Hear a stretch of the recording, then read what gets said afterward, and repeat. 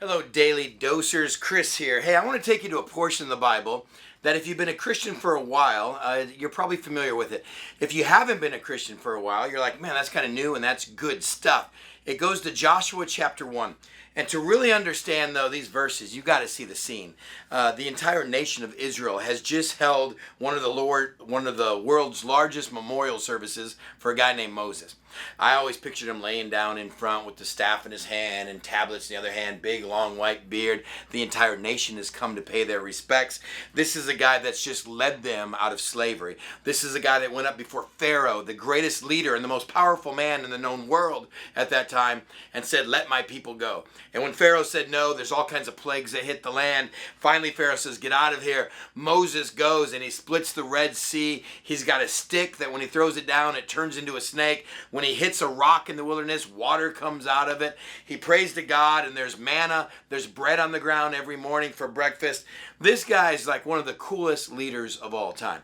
If this guy was an action figure, he would have so many sets and parts sold separately, it's ridiculous. He shows up in so many cool moments in the life of Israel.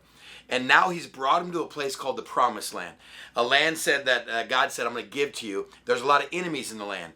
And at his memorial service, the next guy in line to take the reins, if you will, is Joshua, Moses' intern.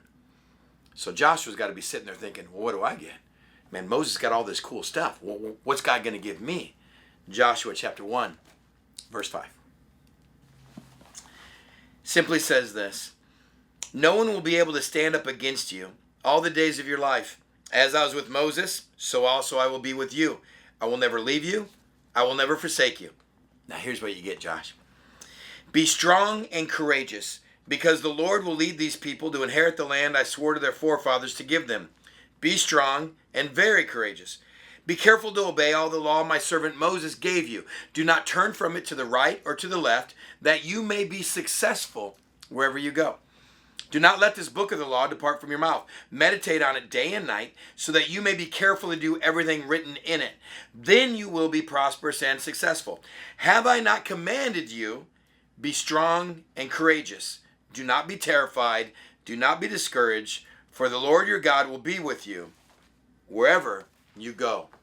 Joshua, that's what you get. And Joshua's got to be standing there going, seriously? Like Moses got a burning bush. Moses got a stick that turned into a snake. Moses got a pocket that when he put his hand in it and pulled it out, it became white. Yeah, it's actually in the Bible. Read the beginning of Exodus. Moses has got all these tricks, all these wonders, all these miracles. And Joshua gets three things. A command: you better be strong and courageous. Number two, you better be strong and courageous. And just in case you missed the first two, you better be strong and courageous. You can go now, Joshua. It's this incredible picture of maybe where you and I live, where we want God to do something amazing. We want God to show up and do something supernatural in our life.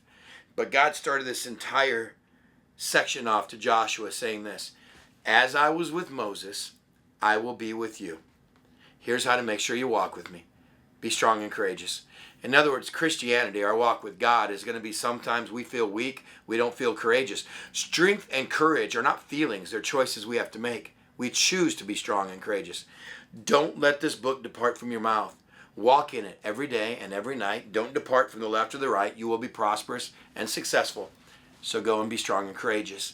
What he was reminding Joshua was the God of the Exodus, the God of the miracles, at a time where people didn't know their God, people didn't see God. It was a brand new revelation to them. They needed all those signs and wonders. Joshua, you've seen that. All you need to know is that God is with you. Daily Dosers, today, can you take a moment in your prayer life? Can you take a moment in your drive today and turn off all radio and all their sound and just contemplate the fact that the God of the Old Testament is the same God that is with us? The God of every miracle, the God of the prophets, the God of the storm, the God of the fire, the God of the fiery furnace, the God of the lion's den, the God of the Red Sea is the same God that is with us. Our choice to walk in obedience with him depends on him being strength and courage in our life. Here's what you get today, North Coast and those beyond. The God of the Old Testament is the God that is with you. That's your daily dose for today. It's simply now a thought. You get to walk in it, contemplate that, and lean into it.